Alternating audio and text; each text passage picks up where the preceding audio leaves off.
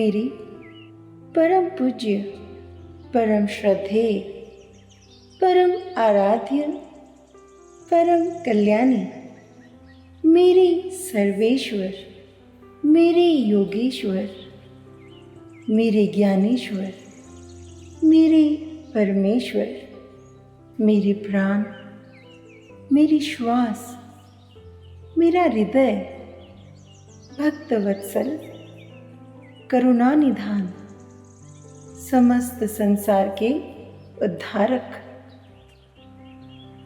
समस्त संसार के दुखों को हरने वाले,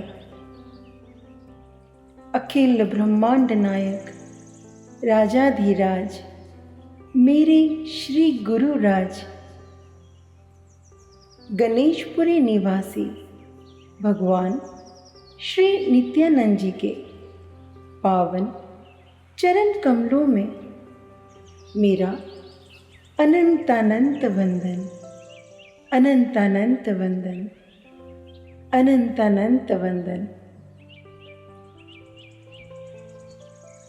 मेरे प्रिय साधकों, मेरा यह दृढ़ विश्वास है कि मेरे श्री गुरु की यह दिव्य वाणी, ब्रह्मवाणी, आप सभी को अध्यात्म के अत्यंत गूढ़ रहस्यों से नित्य आलोकित कर रही है, नित्य प्रकाशित कर रही है।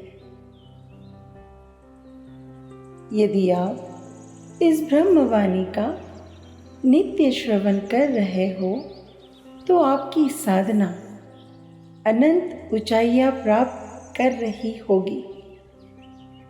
मेरे श्री गुरु का यह दिव्य ज्ञान आपका निरंतर कल्याण कर रहा होगा।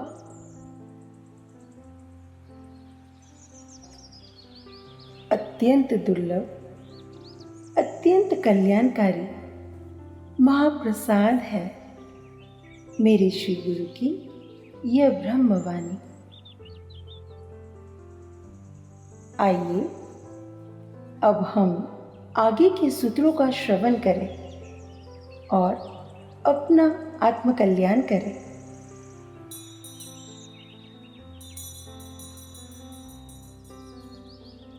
दुनिया में समता का ज्ञान होना उत्तम है। मनुष्य परछाई के पीछे दौड़ता है और उसके पीछे ही दीवाना बना रहता है। जगत के लोगों में से ईश्वर के प्रति दीवानगी दिखाने वाले बहुत कम ही होते हैं। ईश्वर के प्रति सच्ची दीवानगी लाख में एक या दो को ही होती है। दूसरे लोग चीजों के पीछे भागते हैं। मुझे यह चाहिए, मुझे वह चाहिए, यह उससे अलग है, यह उससे ज्यादा अच्छा है। इस तरह चीजों के लिए पागलपन चलता रहता है। एक से ज्यादा लक्ष्यों के पीछे भागना यह पागलपन या उन्मत्तता है। मन की चंचलता पागलपन है। महानता भी एक तरह से पागलपन ही है। तो दूसरी ओर ईश्वर की हकीकत समझना अन्य प्रकार की उन्मत्तता है। जन्म मृत्यु के चक्र से मुक्त होना एक तरह की उन्मत्तता है जो दैवीय स्वरूप की है। जिन्होंने सत्य का साक्षात्कार नहीं किया और चीजों के पीछे भागते हैं, वे पागल है। हर एक व्यक्ति को एक या दूसरी तरह का पागलपन है। हजारों लोगों के पास घर होता है, हीरे जवाहरात होते हैं, सुवर्ण और संपत्ति होती है। मनुष्य जब पैदा होता है तब इन चीजों को साथ नहीं लाता और अंतकाल में भी साथ नहीं ले जाता। मानव का शरीर रहे या नष्ट हो जाए, लेकिन हर एक चीज का एक ही करता है। मनुष्य पैदा होता है तब सांस लेता है और सांस बंद हो तब दुनिया छोड़ता है। संपत्ति और कीर्ति इस दुनिया में ही रहते हैं, लेकिन ईश्वर की जगत में सब समान है। द्वैत इस जगत में ही है। ईश्वर की जगत में भेदभाव नहीं है। अवधूत जगत का एक महान पूर्ण पुरुष है। योगी और सन्यासियों को कुछ योग सिद्धि की अपेक्षा होती है। अवधूत को किसी भी चीज की इच्छा नहीं होती। जब सत और चित एक हो तब आनंद की अनुभूति होती है। यह आनंद ही परमानंद है। सत चित आनंद का अनुभव मस्तिष्क में होता है। मनुष्य के दिमाग में ब्रह्म नाड़ी है। ब्रह्मानंद ब्रह्म नाड़ी में है। ब्रह्मानंद ही परमानंद है।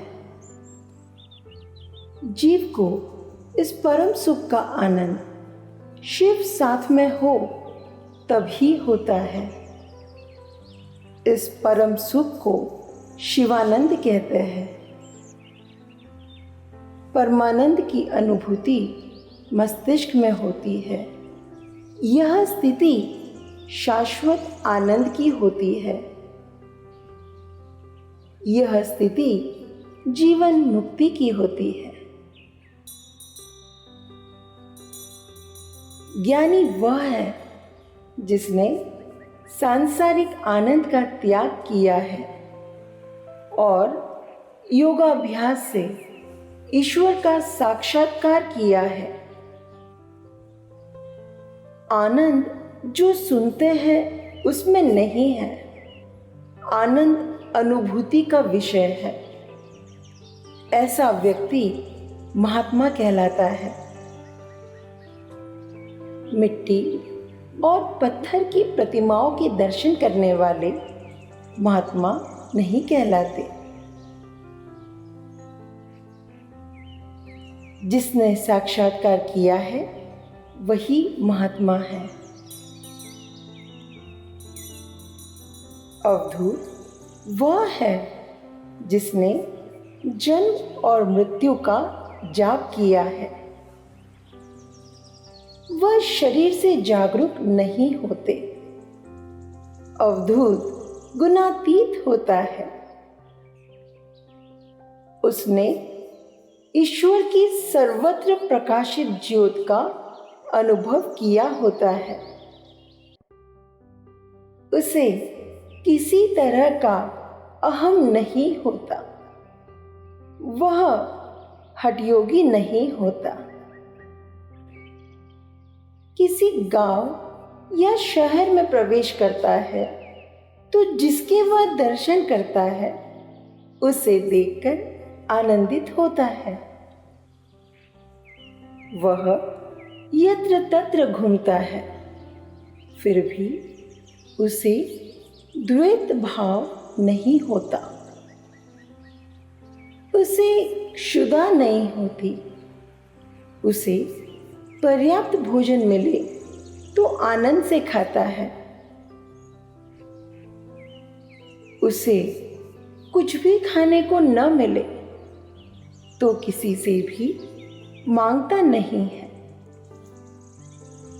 उसके लिए जहर देने वाले और दूध देने वाले दोनों समान होते हैं। उसके लिए मारने वाले और प्यार करने वाले दोनों समान होते हैं। अवधूत के लिए समस्त ब्रह्मांड उसका माता, पिता और सगे संबंधी होते हैं, अर्थात अखिल ब्रह्मांड उसका परिवार होता है। वह खुद ब्रह्मांड बन जाता है और ब्रह्मांड उसमें समा जाता है। प्राणायाम करते वक्त सांस अंदर लेना उसे पूरक कहते हैं।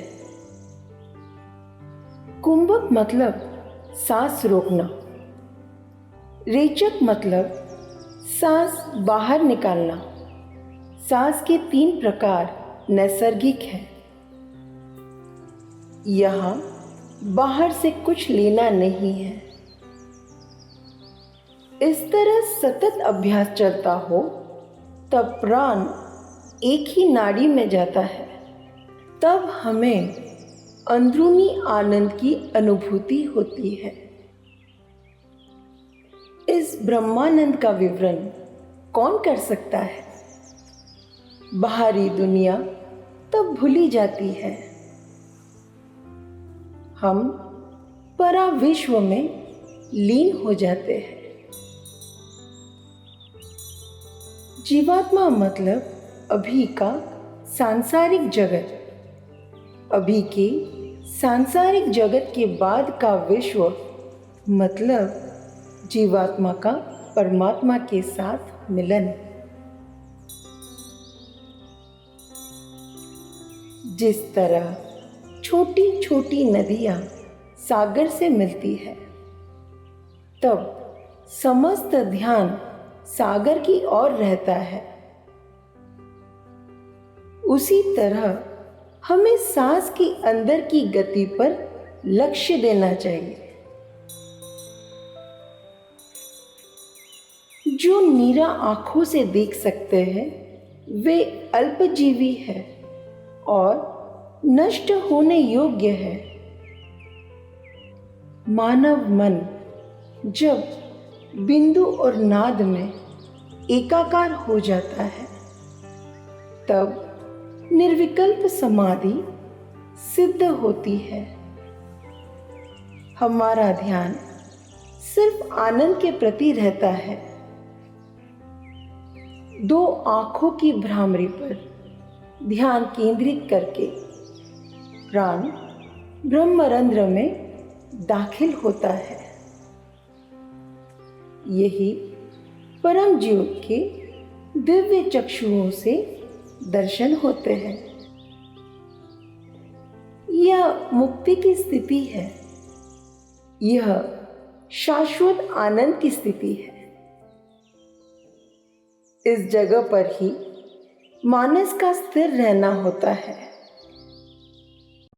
वेदों की उत्पत्ति जहां से हुई वह शाश्वत शक्ति यही है। यही सर्वमा परमात्मा के दर्शन होते हैं और वही जीवात्मा का सच्चा स्थान है। जीव का सही स्थान स्वरूपहीन और अविभाज्य है। ईश्वर चल और अचल सभी चीजों में मौजूद है। वह एक और अद्वितीय है। ईश्वर वेदों का उत्पत्ति स्थान है। वह शरीर के अधिष्ठाता है। वह जीवन मुक्ति के देव है।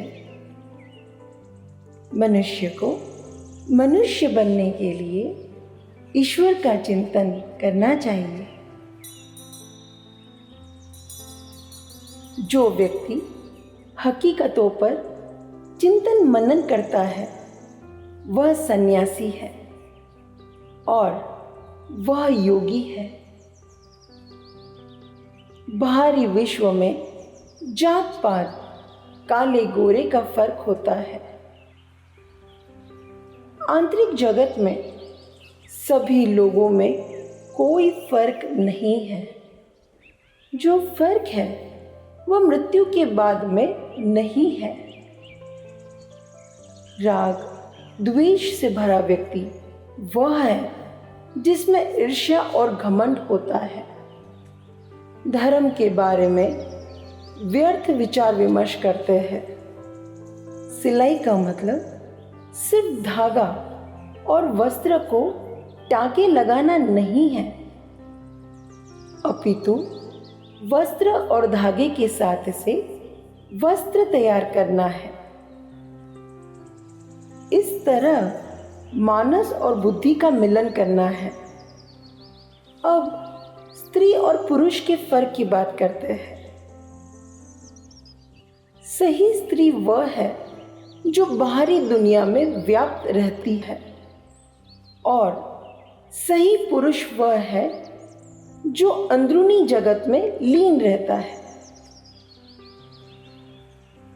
जिसकी बुद्धि स्थिर है वह पुरुष है, जिसकी बुद्धि चंचल है वह स्त्री है। स्त्री पुरुष का यह भेद सिर्फ बाहरी है।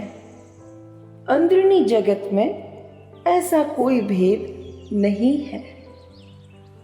मानस और बुद्धि जब आत्मा में एक रूप होते हैं तब स्त्री भी आध्यात्मिक तौर पर पुरुष बन जाती है। मानव शरीर एक गुफा जैसा है। इस गुफा में आत्मा का वास है। शरीर की गुफा में रहने वाला आत्मा को मोक्ष की सिद्धि प्राप्त करनी चाहिए। मानव शरीर अनेक भागों में बटा है, लेकिन आत्मा के सूक्ष्म स्तर पर सब अविभाज्य है। ओम प्रणव है। प्रणव शरीर में व्याप्त है। ओम देह और स्वरूप विहीन दशा का नाम है। भक्ति शुरू में स्वार्थ रूप होती है, लेकिन धीरे धीरे उसमें स्वार्थ का तत्व कम हो जाता है। जब मनुष्य पूर्णत्व सिद्ध करते हैं तब समग्र ब्रह्मांड के अधिपति उनके गुरु बन जाते हैं। हठ योग में स्वार्थ भाव होता है। हठ योगी हरदम अपने कल्याण की इच्छा रखता है। उसे प्रसिद्धि की इच्छा होती है। हठ योग की सिद्धि से सूर्योदय को रोका जा सकता है। वह चाहे तो सुवर्ण का पहाड़ बना सकता है। अहम ब्रह्मास्मि कहना पर्याप्त नहीं। हे ईश्वर, आप ही सब कुछ हो और सर्व आप ही हो। सच्चा योगी वह है जो समग्र ब्रह्मांड को योगी समझता है, समग्र सृष्टि को अपने समतुल्य समझता है। मनुष्य वन में जाता है और गुफा में रहता है, तो उसमें और गुफा में रहते प्राणी में कोई फर्क नहीं है। उसके बजाय मार्ग पर अंतर दिखाते पत्थर अच्छे हैं, जिससे हमें दूरी का अंदाज माइल में लगाने में मदद मिलती है। गुफा में रहते मनुष्य पूर्ण रूप से निकम्मे हैं। सच्चे विचार से बहुत ही सोच समझकर धीरे धीरे जगत का त्याग करना चाहिए। मनुष्य अगर भोजन ग्रहण करता है तो वह अपने लाभ के लिए खाता है। जगत का उससे कोई लाभ नहीं। हमें हरदम ज्ञान के प्रकाश में रहना चाहिए। अंधकार वाले मार्ग पर रोशनी हो तो हमें डर नहीं लगता। अज्ञान अंधकार में जीता मनुष्य हरदम डर में जीता है। अगर व्यक्ति फल प्राप्ति की इच्छा से हजारों साल तपश्चर्या करे तो भी कुछ काम का नहीं है, लेकिन एक घटिका अर्थात 24 मिनट के लिए भी फल की इच्छा के बिना तप करे तो उसे सर्व में ईश्वर और ईश्वर में सर्व की अनुभूति होती है। हठ योग द्वैत भाव को पैदा करता है। राजयोग उत्तम है। मनुष्य को खुद करता है ऐसा विचार नहीं करना चाहिए। सारी घटनाएं ईश्वर की महाशक्ति से होती है। सागर के पानी से पैदा होता नमक जब पानी में मिलता है तब वह उसके साथ एक रूप हो जाता है। उसी तरह ही माया है जो परमात्मा में से पैदा होती है और परमात्मा में ही विलीन होती है। वेदांत मतलब प्राण। प्राण में समग्र रूप से विलीन होना मतलब ही वेदांत। वेदांत अविभाज्य है, उसका नाश नहीं होता। जिह्वा से वेदों का ज्ञान वह वेदांत नहीं है। वेद का ज्ञान गले में होना चाहिए। इस रहस्य को समझने वाले ब्राह्मण हैं।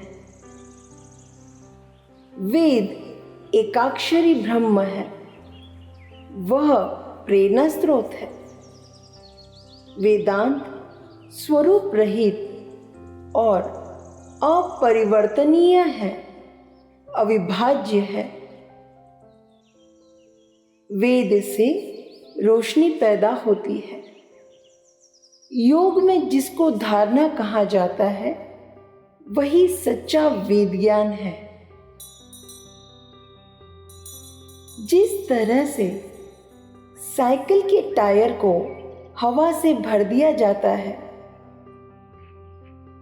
उसी तरह हमें नाड़ियों को वेदांत अभ्यास से प्राप्त हुई उच्चतम स्थिति से भर देना चाहिए। प्राण को ब्रह्मरंध्र तक ले जाना चाहिए, जो कि मस्तिष्क में सबसे ऊंचा बिंदु है। नाड़ियों को धीरे धीरे शुद्ध करना चाहिए। बुद्धि और मानस परमात्मा के साथ एकाकार हो जाए तब उसके साथ लीलामय हो जाना चाहिए। योगी को उच्च स्थान पर पहुंचकर नीचे ऊपर दृष्टि घुमाते रहना चाहिए। बुद्धि का ज्ञान ऊपर है। बुद्धि को ज्ञान के साथ एकाकार हो जाना चाहिए। शाश्वत आनंद के अमृत जल का पान करते रहना चाहिए। हमें योग के शाश्वत आनंद पाने वाले को पहचानना चाहिए। आनंद का मूल रहस्य समझना चाहिए। हम जैसे बच्चे को पालने में झुलाते हैं, उसी तरह हमारा ध्यान दिमाग में केंद्रित करके वहाँ क्या क्या हो रहा है उसका अनुभव करना चाहिए। मस्तिष्क में परमानंद, आनंद, दशानंद होता है। शिवलिंग भी मनुसृष्टि में है और वह एक ही है। तीली को माचिस की डिब्बी की बाजू पर घिसने से अग्नि प्रकट होती है और उस अग्नि से हर रोज खाना बनता है। अगर ज्ञान प्राप्त करने के लिए योग्य व्यक्ति हो तो उसे हर रोज आत्मज्ञान प्राप्ति के लिए उत्साहित रहना चाहिए। जिसे भूख ना हो उसे ज़्यादा खाना देने से उसे बदहजमी होती है। जिसका पेट खाली ना हो उसे भूख नहीं होती। जिसके पास पहनने के लिए वस्त्र ज़्यादा हो उसे ठंड ज़्यादा लगती है। मनुष्य को काशी जाना हो तो रेलवे से जाना चाहिए। मनुष्य को रेलवे से शिवानंदपुरी पहुंचना चाहिए। व्यक्ति को शांति धाम पहुंचना चाहिए और सफर ब्रह्मानंदपुरी में खत्म करना चाहिए।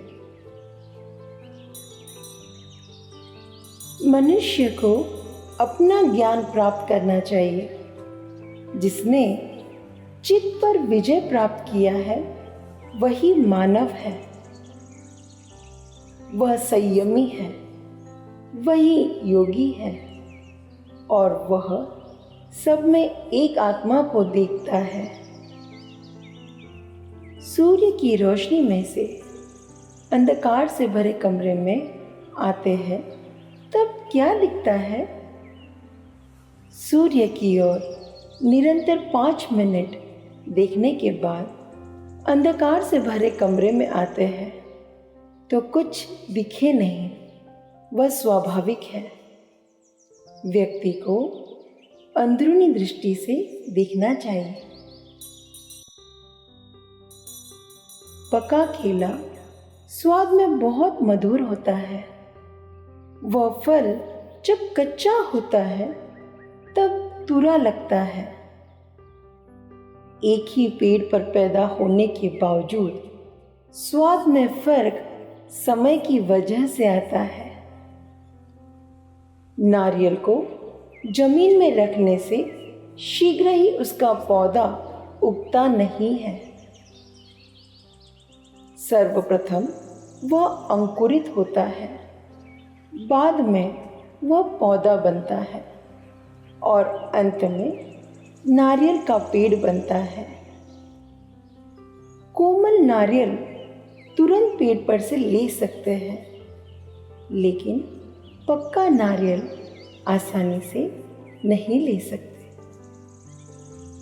उसी तरह हमारे मन पर लोग हमारे बारे में कैसी भी बातें करें और कहे, उसके ऊपर कोई प्रभाव नहीं होना चाहिए। मन हमारे अंकुश में रहना चाहिए। यही बात मनुष्य को अपने जीवन में सिद्ध करनी होती है। मानव जीवन का यही उद्देश्य होना चाहिए। मनुष्य को अपने सिर की कीमत पर भी यही लक्ष्य प्राप्त करना है। यही लक्ष्य की सिद्धि के लिए मन से ही उसे नियंत्रित करना होगा। यह चाबुक हाथ या दूसरी कोई चीज से नहीं हो सकता। हमें मनुष्य को बिना रस्सी बांधना सिखाना है। यही बात मनुष्य को अपने जीवन काल में सिद्ध करनी है। मनुष्य का मन पाप का उद्गम स्थान है। वह अच्छे बुरे सभी वजहों का मूल है। मानव मन ही इन सभी चीजों की वजह है। मन ना हो तो वाणी नहीं होती, मन ना हो तो कुछ आएगा नहीं और कुछ जा भी नहीं सकता। बिना मन कोई चीज प्राप्त नहीं होती। किसी व्यक्ति को इंग्लिश बोलना आता है लेकिन लिखना नहीं आता, तो हम वह इंग्लिश पूर्ण स्वरूप से जानता है ऐसा नहीं कह सकते। उसे लिखना पढ़ना आता हो तो ही वह इंग्लिश में पास होता है। मेरे प्रिय साधकों, इन दिव्य कल्याणकारी सूत्रों का नित्य श्रवण, नित्य चिंतन, नित्य मनन, नित्य रमन कर इन सूत्रों को अपना जीवन बनाने का पूर्ण प्रयास करें। आपकी साधना अनंत ऊंचाइयों को प्राप्त करे। श्री गुरु की कृपा दृष्टि से आप सबका निरंतर कल्याण होता रहे। आप सदैव आनंदित रहो, प्रसन्नचित्त रहो। इन्हीं मंगल कामनाओं के साथ, इन्हीं मंगल आशीर्वाद के साथ सद्गुरुनाथ महाराज जी की जय। Love you all.